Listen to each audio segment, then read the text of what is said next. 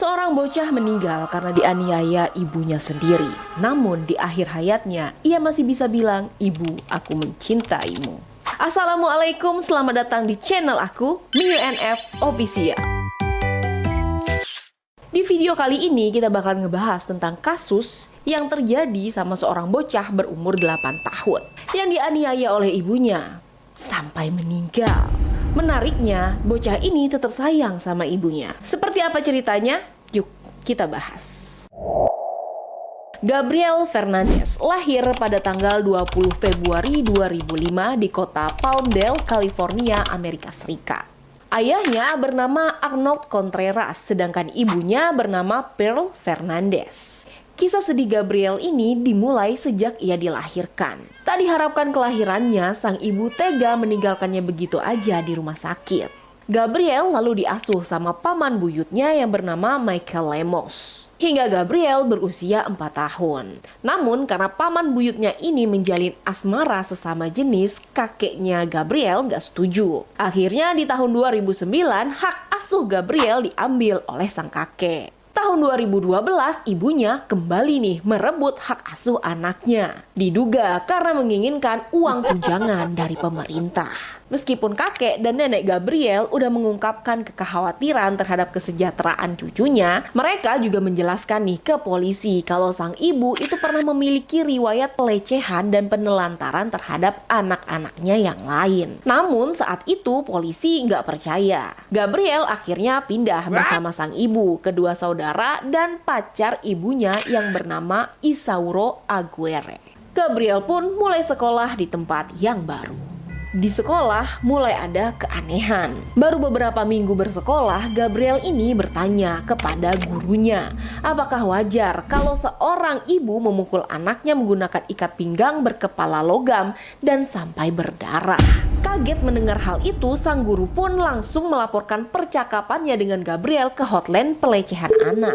Sehingga diutuslah seorang pekerja sosial bernama Stephanie Rodriguez untuk menyelidiki hal tersebut.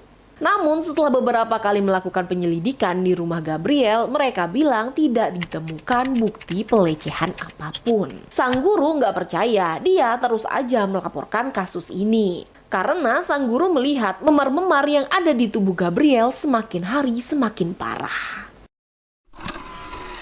8 bulan setelah tinggal bersama sang ibu, Gabriel akhirnya meninggal dunia.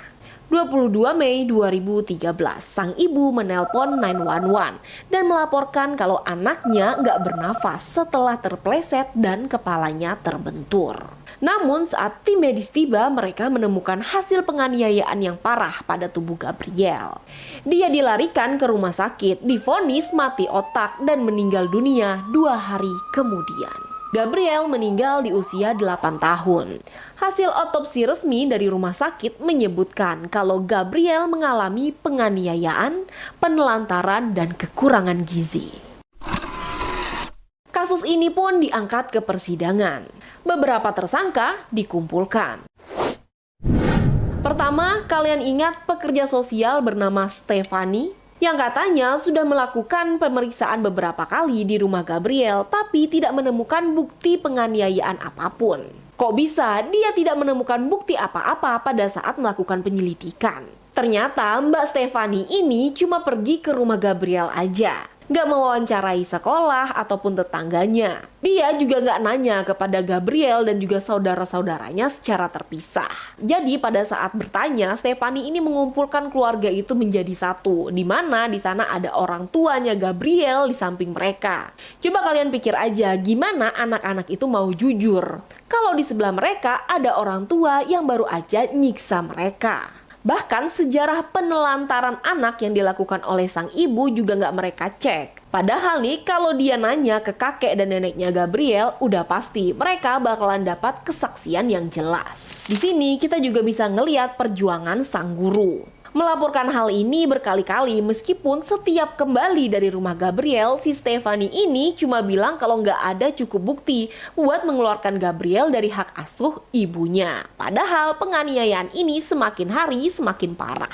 Akhirnya Stephanie dan juga ketiga rekannya terkait kasus ini dipanggil ke persidangan atas tuduhan pemalsuan catatan publik. Jaksa menuduh mereka salah menangani bukti penganiayaan yang dialami oleh Gabriel. Meskipun pada akhirnya keempatnya dinyatakan tidak bersalah dan hanya menerima sanksi pemecatan dari tempat kerja mereka. Menurut kalian gimana nih? Apakah adil hanya dengan pemecatan atau seharusnya mereka mendapatkan hukum pidana? Coba tulis pendapat kalian di kolom komentar.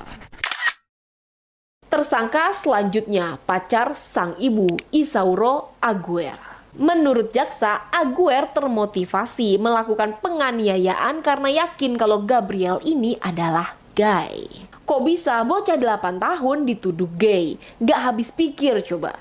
Walaupun benar, seharusnya yang dilakukan oleh orang tua adalah memperbaiki sikap anaknya. Entah itu dibawa ke terapi atau ke psikolog, bukan malah dianiaya. Walaupun udah didakwa melakukan pembunuhan tingkat pertama dengan penyiksaan dan dituntut hukuman mati, Aguer lewat pengacaranya mengatakan kalau pukulannya tak direncanakan, melainkan hasil kemarahan secara tiba-tiba. Jadi menurut pihak Aguer seharusnya kasus ini adalah pembunuhan tingkat 2 dan gak pantas untuk dihukum mati. Namun hakim gak bergeming, Aguer tetap divonis hukuman mati pada tahun 2017.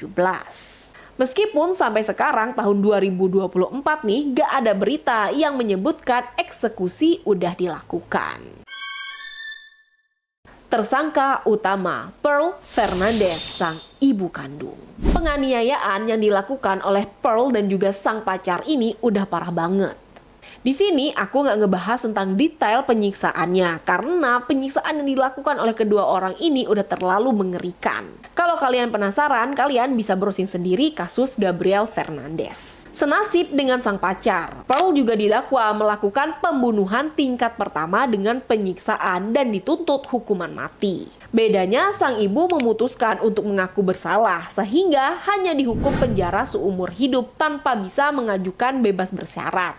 Nah, beberapa tahun setelahnya, sang ibu ini sempat mengajukan banding atas hukuman penjara seumur hidupnya, tapi ditolak sama pengadilan. Enak aja, udah melakukan kejahatan yang berat, hukumannya mau diringanin. Oke, kita sedikit menggali kepribadian dari para pelaku. Pearl, sang ibu, didiagnosis mengalami depresi dan cacat perkembangan. Kemampuan verbalnya hanya setara sama anak kelas 2 SD. Menurut psikolog, Pearl ini hampir tidak dapat menggunakan pikirannya untuk mengontrol emosi dan perilakunya. Apalagi ia juga dipengaruhi sama alkohol dan juga obat-obatan. Pantas aja kakek dan nenek Gabriel nggak mau cucunya diasuh sama si ibu ini. Sang pacar, Isauro Aguer, mengalami ketidakmampuan belajar sehingga harus putus sekolah. Ia juga sempat bekerja 3 tahun di sebuah panti jompo. Fakta mengejutkannya, mantan direktur memberi penilaian yang baik. Ia dianggap sebagai orang yang baik hati, penyayang, dan sering mengganti popok para manula. Saat mengantar para orang tua jalan-jalan, Aguer juga sering memilih jalan dengan pemandangan yang indah agar lebih dapat dinikmati.